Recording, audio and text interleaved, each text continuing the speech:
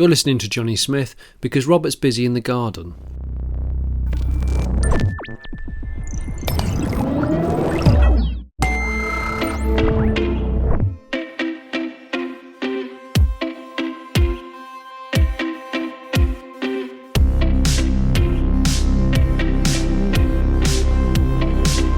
Hello and welcome to the Fully Charged Show podcast. I'm Jonny Smith. It's my turn on the bandwagon for the Fully Charged Live 2019 talks.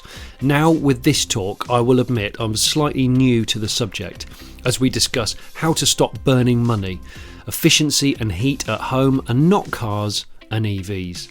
I'm currently in the process of making key decisions about my own property and how to make it more green and carbon neutral, as my wife and I effectively are demolishing it and completely rebuilding. Heating and thermal efficiency is a huge concern for my family, so this is why I wanted to learn from the experts. So, with the help from our panellists, Angela Terry from One Home, Tim Pollard from Pollard Pollard, and finally Karl Drage from Smart Renewable Heat, I learnt a lot, and I know you will too.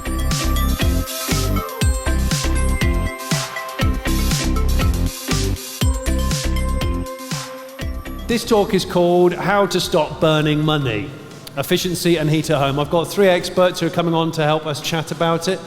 So I'd like to introduce Angela Terry from One Home, Tim Pollard from Pollard Pollard, and Karl Drage from Smart Renewable Heat. Please welcome them. Hi guys. Now this is a subject that I'm actually not as well informed on as perhaps other, more car and van and transportation related subjects, but it's a subject that I'm very keen to learn about because this year is the year of the house for me. I'm about to kick down my house, my 70s bungalow, which is thermally appalling, and heated on oil. It really is. It's bad, isn't it? And I've been living in it for 6 years, and my wife said we were going to do it 4 years ago, and we haven't. So let's start. First of all, actually, before we crack on with the bits and bobs, please just quickly introduce yourself and tell those who might not know a little bit about your business. Yeah, lovely. So Angela. My name's Angela Terry. I run One Home, which is the first one-stop shop on climate change. So we cover everything from renewable heat to how to stop your home from flooding. So go check it out, follow us, we're on R1 Home on Twitter, and if you want to look up any of these subjects in more detail, then we've got lots of links to organisations. So we're impartial, independent, and it's basically getting all of us to stop burning fossil fuels, basically. And for a while I was the head of wood fuel for the Forestry Commission, so I helped bring in the renewable heat incentive. So that's my background in the heat sector. Brilliant. Thank you, Angela. Tim? I'm very dapper, by the way. Yeah, I love Brilliant. a bow tie. I just look like I've just walked it off the streets. One try. So I felt very I'm Tim Pollard from Pollard Pollard. The other Pollard is Mrs. Pollard, who was clearly the boss. I've been in the heating industry for 30 years. I work for Wolseley, who is the world's largest supplier of heating products. But I stopped that 2 years ago and started my own company. During the last 15, 20 years of my career, I've been involved in sustainability and energy efficiency. And my passion is being able to help people to understand what they can do within their own limitations, within their own budgets, within their own homes. Every single home and every individual is unique, and we must have sort of variables from a menu so that everybody can participate, and that's what I tried to do. Fantastic. Karl, welcome. Thank you. Good afternoon. My name's Karl Drage, and my business, Smart Renewable Heat, is the largest installation business of heat pumps in the UK. Over the last 15 years, my teams have installed over 5,000 heat pumps, ground source and air source. In an earlier business, the largest heat pump systems in the world, but over the last few years, we focus on domestic properties and some small commercial properties. I'm a fellow of the Institute of Mechanical Engineers, and for most of my career I've been involved in refrigeration and heat. So the way I see it is people have started to become a little bit more considerate about their house, and mostly because of financial losses. For example, I'm a bit bored of buying tons of oil because it sits in the garden in a big green tank, and I see it, and I do smell it as well, and I'm burning it, and my house isn't very well insulated. So I think first of all, it's that whole thing of like, I'm fed up with paying excessive bills. Yes. Yeah. Could I have a house that's more comfortable, actually cost me less on a weekly basis? And how do you go about analysing a person's lifestyle or getting them to kind of self-evaluate?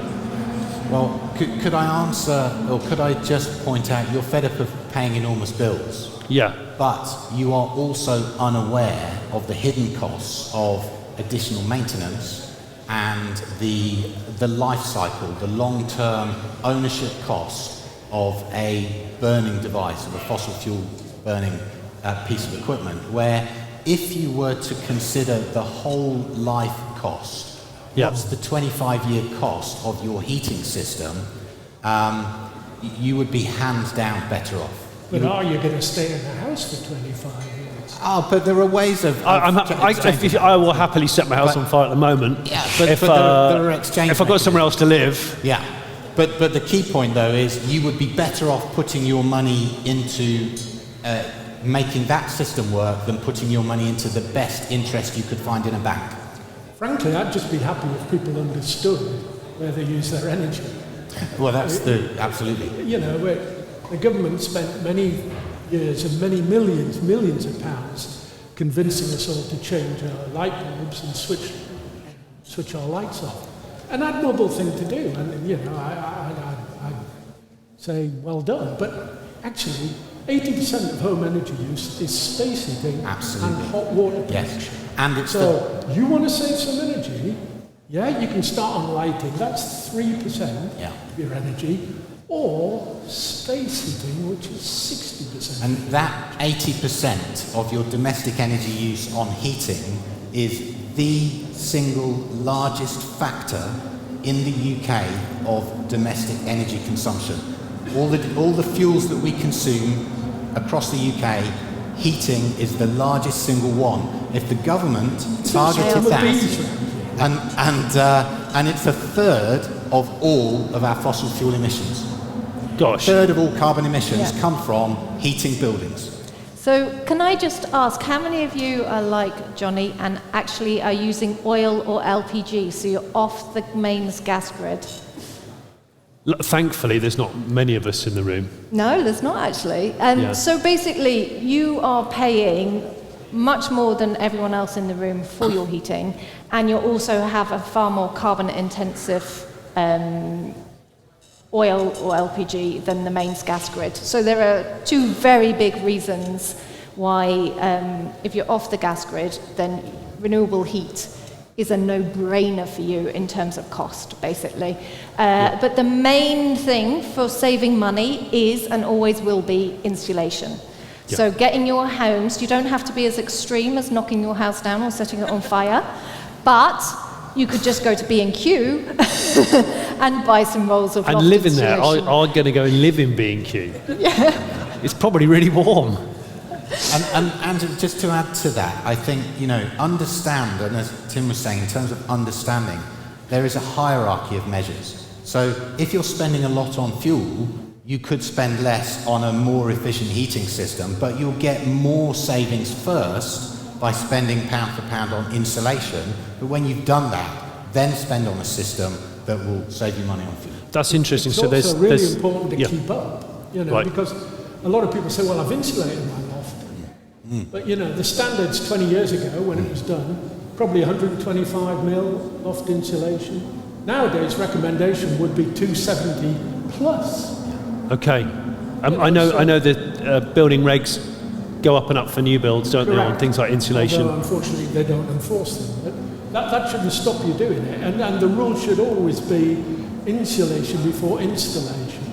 But I go back to what I say, there has to be stuff that everybody can do. Yeah. Not everybody can rip out their heating system and replace it. That's going to be, you know, 5,000, 6,000 quid, maybe more, if you're talking about a heat pump, certainly. Yeah. So there has to be stuff that everybody can do. It's maybe 100 quid or 200 quid that's going to give you a decent return and get you engaged. Because my bet is, if I can show you that you can save some money by spending 100 quid, you'd be more likely then to say, oh, well, I might think about spending 500 quid or 600. Now, I agree with that, Tim, but what I would ask is, who's considering decorating or having an extension? You know? That's the time. Yes, do a bit if you're not doing that, but if you are doing that, consider the heating system, because your heating system's going to last 15, 20, 25 years. And you might change house in the meantime, but then it's going to increase the value of your house by more than you spend on it. And also, if you make the right choosing, then you can, you can borrow and save on the fuel costs. But there are things you should look at and understand. Are we seeing now, you have to have the efficiency rating of your house if you sell it or rent it out and all that stuff. Are we seeing... I don't know if people do know that. Oh, okay. Well, EPCs, you have to have an EPC. EPC, that's to it. either sell or when you re-rent a house, it has to be an EPC. So a person comes round to your house and checks its drafted. EPCs are not the world's most exact science. Right. In fact, there's been tales of drive past EPCs. Yep, see. Oh, okay. So how many people in the room know what score your home is for your EPC? Look at this. That's a lot of... What a well great done, audience. well done. Has anyone got an F or a G? Yeah, F or a G. So they're the really bottom ones, they're the really low ones. So I imagine they're stone wall, off gas grid. But basically, there is... Very historic. Yeah, So also to an EPC, you know the badge that you get on the side of your washing machine that says this is the performance rating? The graph, It's that for the house. Sorry, yes, it's that for the house. So basically, you can, each measure basically will almost pretty much take you up a grade. But basically, as humans, our carbon footprint is about 7 tons per person, or if you include all the stuff we bring in, it's 13 tons. And each of those measures tend to, so long as you do them properly, take your carbon footprint down a ton as well. So it's really worth getting your homes properly insulated. Even if you haven't got a cavity wall, you can put solid wall insulation in either internally or externally. Internally is obviously much cheaper. You can go for renewable heat, so I think it's probably worth just running through renewable heats. Let's just do the options. Do you want to do the heat pumps? And I'll do the biomass. Okay. So biomass is basically burning wood. Burning wood is good because in the UK we have sustainable forestry. So half of the timber can go for logs into products which have a much lower carbon footprint than metal or aluminium and other products. And the other half is left over as biomass. And that can be burned, and then trees grow again, they absorb carbon dioxide through photosynthesis, which is why it's a low carbon fuel. It's really important if you are burning wood. Who has a wood burning stove or an open fire that they burn wood in? Yeah, it's really important if you're doing that your wood is dry and not contaminated. Super important to get the air quality issues right, hit it on the nail. The other issue is that you can get biomass boilers, but they tend to be for bigger properties, so stately homes, that kind of larger property, and they tend to be automated, so you don't have to manually feed them. You can get wood pellet boilers that are automated, but then you have to make sure your wood pellets are coming from a sustainable source and you've got a secure supply. My local dealership ran out last winter for 2 months, so you have to be aware of supply issues if you're going for wood pellets. But all renewable heat involves an upfront cost of putting in that biomass boiler and storage. But basically for storage, the bigger you go for storage, the less deliveries you need, so the cheaper per kilowatt hour it is. So it's this thing of designing it well so that delivery trucks can get to your property and that you have a good enough area for storage so it's cheap in the long run. So that's biomass boilers in Biomass, yeah. a very quick nutshell. That is we called this yes. Stop Burning Money. Yes. You are burning stuff. You are burning stuff. But Biomass and wood pellets are suitable for a proportion of properties. Yes. Not mainstream necessarily. Right. There is a technology, however, that is suitable for any property, and as we look forward 10 or 15 years, is likely to be the ubiquitous solution for the majority of heating. And just let's have a show of hands. Who has a heat pump in their home? Now I asked that question quite carefully, but I will change that question. But who has a refrigerator in their home? Right. Everybody is really familiar with moving heat from one space to another. You bring home your shopping from Tesco, Sainsbury's, Asda, Morrison, wherever, and you put the ambient temperature, 20 degrees beer, into the fridge, and that magic machine sucks 15 degrees out of it by taking out some heat energy. And it then puts that heat energy into those black veins at the back of the fridge, and it warms your kitchen up by a small fraction of a degree. So it's the same amount of heat energy, but it's like tipping a kettle into an Olympic swimming pool and putting your finger in the other end, you don't notice it. What a heat pump does when it's in heating mode is it turns that around. So it will refrigerate your garden by a degree or a fraction of a degree, which the sun is constantly warming up. The sun puts as much energy onto the earth as we need in one day for a whole year. Yeah? So there's plenty of rechargeable, reusable energy. Heat pumps really should be called solar energy, but somebody else stole that moniker, But we use an electrical charge. 1 unit of electricity moves approximately 4 units of heat into the house. Now it's approximate because it's dynamic and it changes just the same as your miles per gallon on a car will change. So don't be too, excuse the pun, don't be too hot on that figure. But that's in a nutshell how it works, and it's the most efficient way to generate heat energy. One of the challenges when considering the economics is, of course, electricity. A unit of energy in electricity is more expensive than a unit of energy in gas because of subsidies, because of carbon pricing.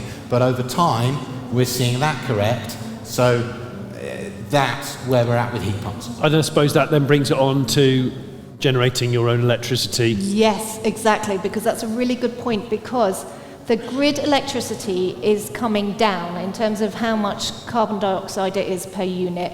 But the goal is to get it below 100. So we're currently about 250 grams of carbon dioxide for every kilowatt hour. So it's coming down every year as we bring on more wind farms and solar panels onto the grid.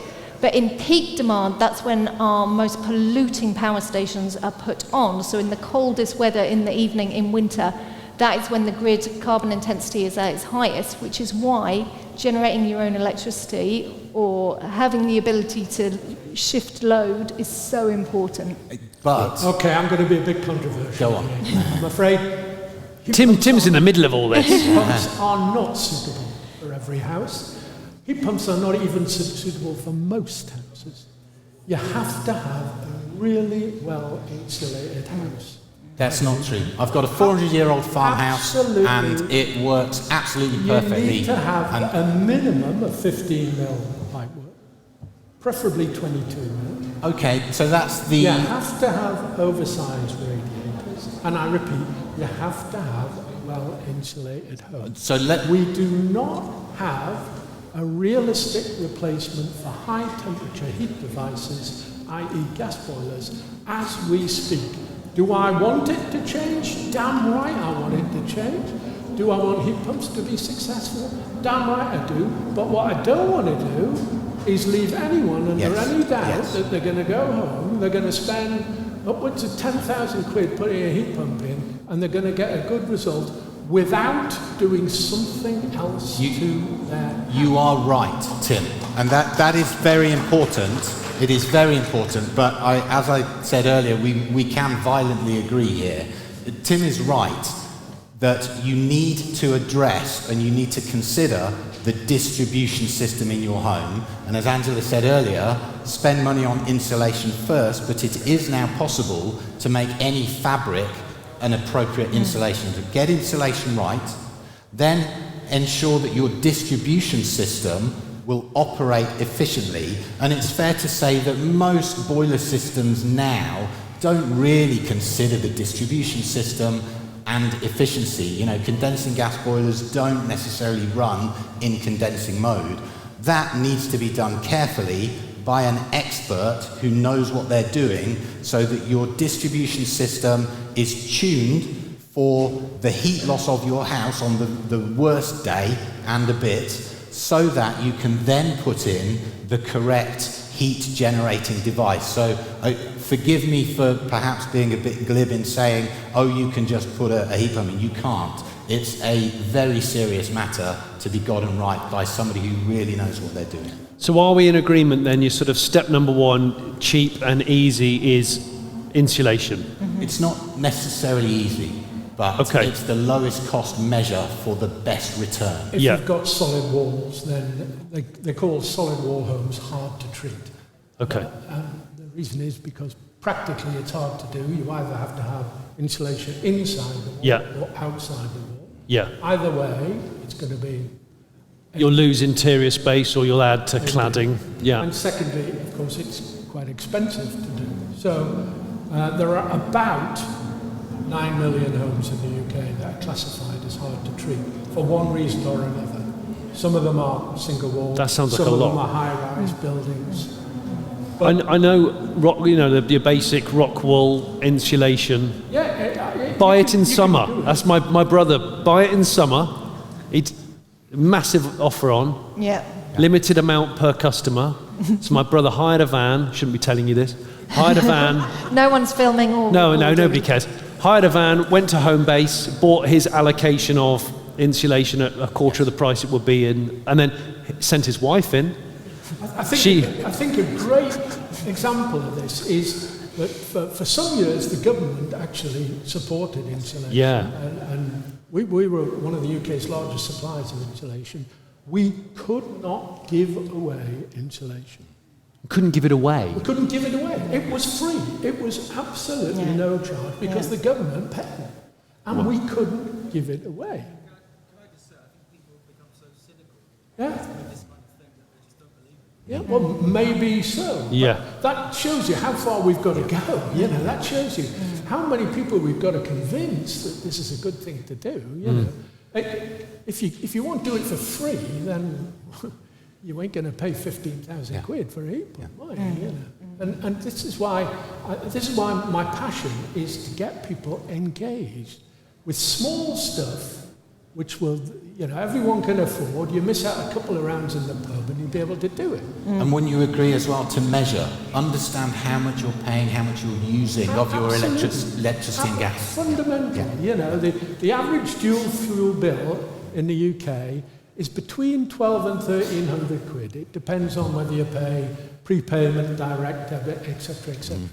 But the average is between 12 and 13. But when you read the bill, you can see the smoke and mirrors. You can't see what you're paying for. People say, what's a kilowatt hour? Yeah. I don't know. Can I put it in my pocket? How many does it take to fill a wheelbarrow? I've got no idea.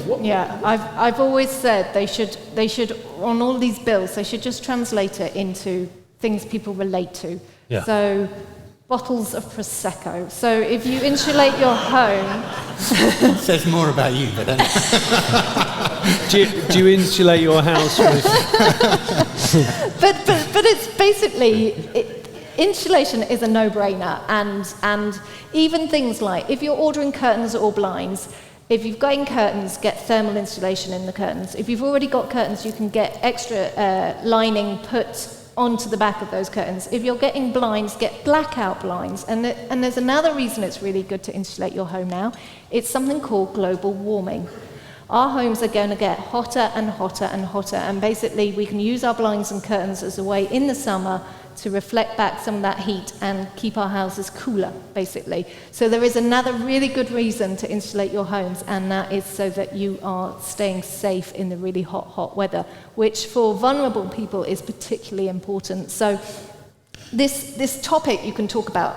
It's a great topic. For hours. I think it's probably worth saying ground source heat pumps are more efficient than air source heat pumps if you can got go the space. down. But again, it's a case of considering a property and understanding the needs of that property and assessing it. And there are some cases where ground source wouldn't be applicable, and air source might be a better solution than other. And if you've got a wood source, then maybe a wood burning stove might be. But ground source, and you see, we're moving much more towards heat networks in heavily urban dense population areas, and there will be a lot of low temperature heat networks with heat pumps upgrading the heat off the low temperature networks. So we're going to start to see heat pumps just coming into, you're already used to them with air conditioning systems doing the cooling. It's just a case of we'll start to have them as the norm in doing the heating. But you're right, there's an upgrade of buildings to get to.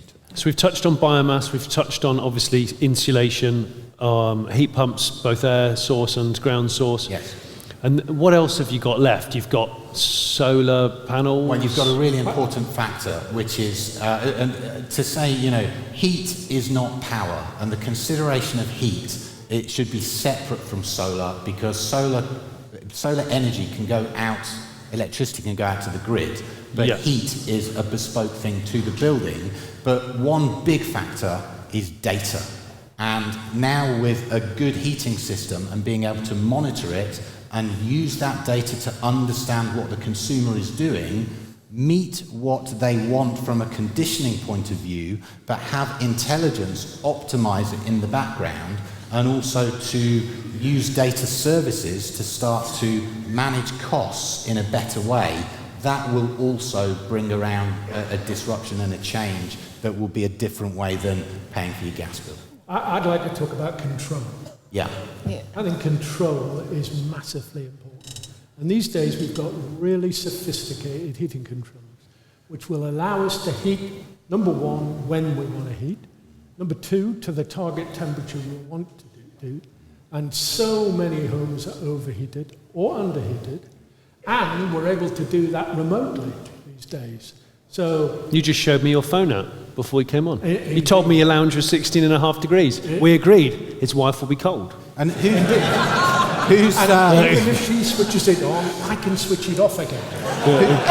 Who's got a dial? Who's got a dial on the stairs in one room of the house? A dial that controls and switches on all the heating, on and off, just one dial in the house. A room thermostat. Very nice, but it's appalling. Days, you can control not every single room. You can control every single heat source. We've got time for 3 questions, sadly. Not sadly, good, but I'd like to ask 4 questions. That came out wrong. I've got a microphone that I'm going to throw.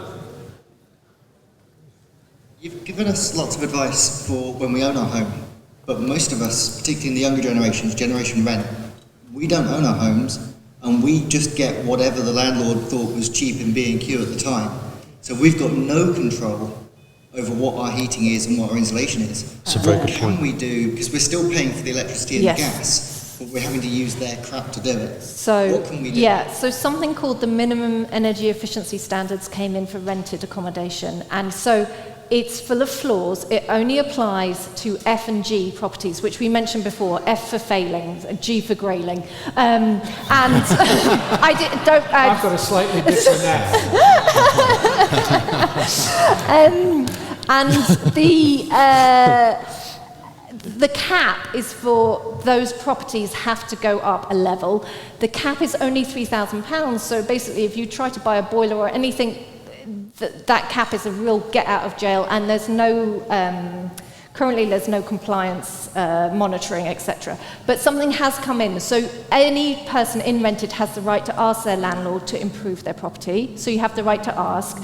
Also, what the biggest driver to get landlords involved in this is that improving your EPC rating improves the product, it increases the value of your property, basically. So for re-renting or for selling, it moves it up Someone said 8.5 grand to me the other day. I don't know if that's There a figure there is evidence now that increased rent. That's a Yes. car, that is 8.5 grand. 8.5 grand increase on your So property. great, the rent will go up. So you've got some sort of stick, but you've also got the carrot. So yeah. What about those things that you stick on the radiators as well?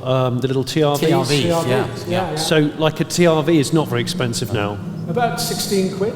Yeah. Okay, and they're removable when you leave. Yeah. So you could invest in them, but then take them with you wherever you go. What does TRV? So it's a Thermostatic radiator valve. Just to control that locally, it cuts the radiator off when that valve's at that temperature, instead of having a dial on the stairs and a thermostat. Yeah, and I only found out about 2 years ago what they were, but it's an affordable way to control individual. It is. You need a brands. plumber to fit them. You need to drain the system. So you can't just go buy one and stick it on. You do need it fitted onto the pipework. But yeah.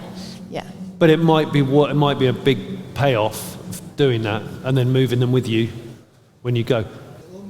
So a quick follow-up on that, which is if you have TRVs, you can replace them with electronic versions, which allow you to put schedules on each individual radiator. Yeah. So I've got the Honeywell EvoHome system. Yay! Yeah. Is this what you've got? Yes, I've got the same. Yeah. So I never thought I'd live in a world where we're comparing heating apps. my radiator. I just never thought it would exist. I'm not even old. I haven't even got my anorak on.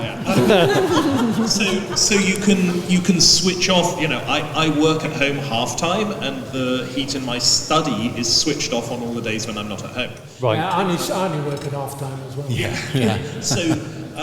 So that's a fairly easy. You do need to do a little bit at the boiler end as well to get this effective. So your boiler only turns on, but it's really good for comfort. Yeah. And actually, how quickly it pays for itself in terms of energy, I'm not sure. But when I moved into a new house which didn't have this, I really noticed, God, some of these rooms are too hot, some of them are too cold, and I've got used to that not being the case. It pays for itself because of awareness. The old adage, if you want to control something, measure it. Once you start getting into putting controls and measures on, the psychological effect of understanding works.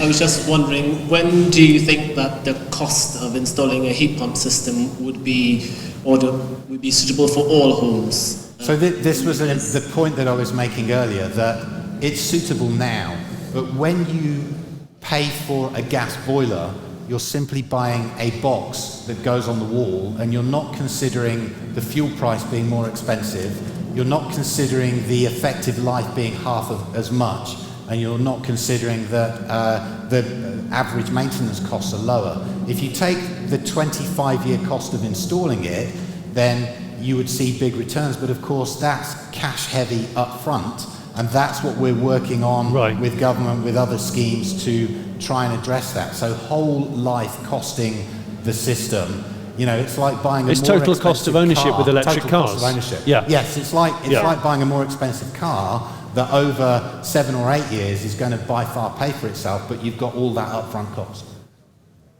And hopefully, I guess, if more people get involved with Economies of scale make a big difference. Yeah. Is there any government, I can't keep up with the government Renewable Heat Incentive. shizzle. Which, when I was working as a civil servant, so heat is the biggest form of energy in the UK. Guess how many civil servants were working on renewable heat? At least one. No, well, I was in the forestry, so I didn't count. There was two. The whole of the UK? Well, Scotland and Wales are devolved in Northern Ireland, but two in Whitehall. Things have changed. Renewable heat's very trendy. You get the renewable heat incentive, and that applies for solar thermal as well. So if you want hot water, you can get solar thermal on your home. So solar thermal, biomass boilers, and ground and air source heat pumps all get the renewable heat incentive.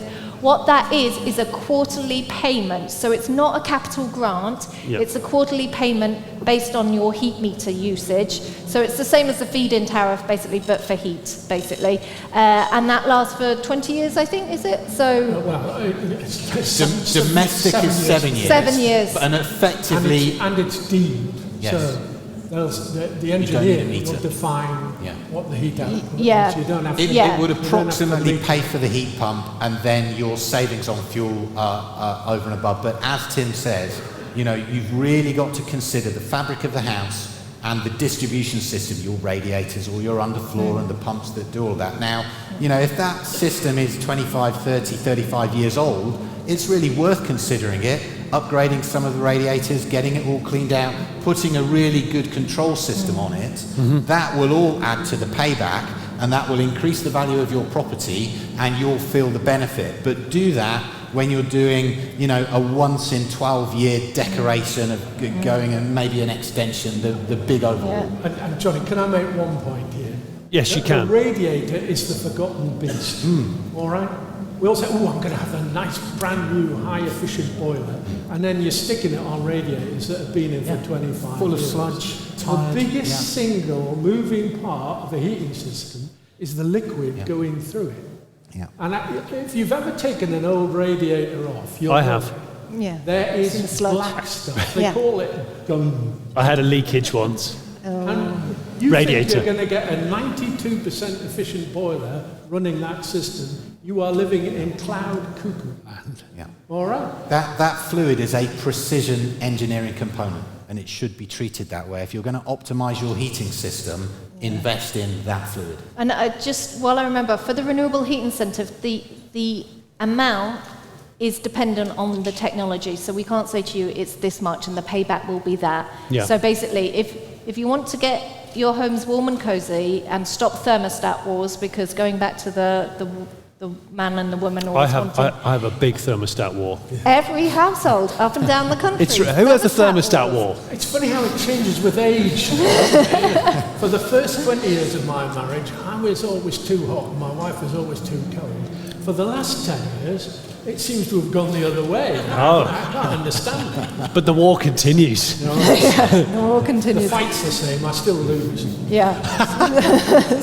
Obviously, this is a big part of what Robert set up in the first place with Fully Charged. It's not just about transportation, it's about how you might charge your vehicle and also make your house more efficient and comfortable. So thanks very much for listening, and thanks for coming. Thank you. Thank you.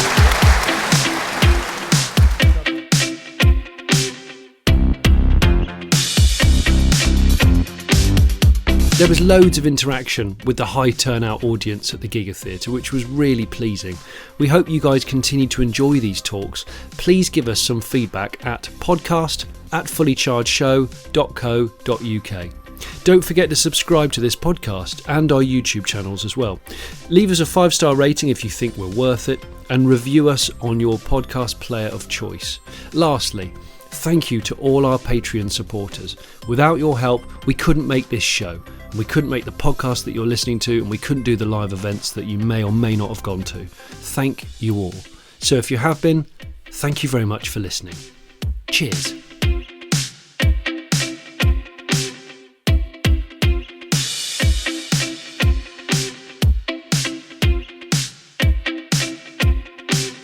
I'm introducing the podcast because Robert is busy in his garden. That's true. It's the truth. He's digging in his garden with an electric JCB digger. Hopefully he won't strike a gas main or an electricity cable.